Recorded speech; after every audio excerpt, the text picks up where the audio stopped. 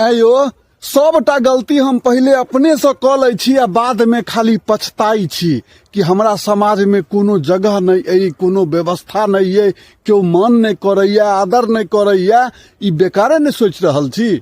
आई के युग में जो हम अपन दूगो आदत बदल ली तो हमरा नहीं बुझाइया कि समाज में मान सम्मान में हमरा कतौ दिक्कत है। तो हम सबके मन में जरूर रहबै। सबसे पहला बात, जो कोनो मनुख गलत रास्ता पकड़ने छे, गलत सत्संग में पड़ गेल छे, तो हम ओकरा नीक रास्ता देखाव के बदला में ओकर खाली दोष के हम समाज में प्रकाशित करे छिए, चर्चा के विषय बना दे छिए ओकर गलती के। ई आदत हमरा छोड़ पड़त, तहने हम ककरो मन में बसबै।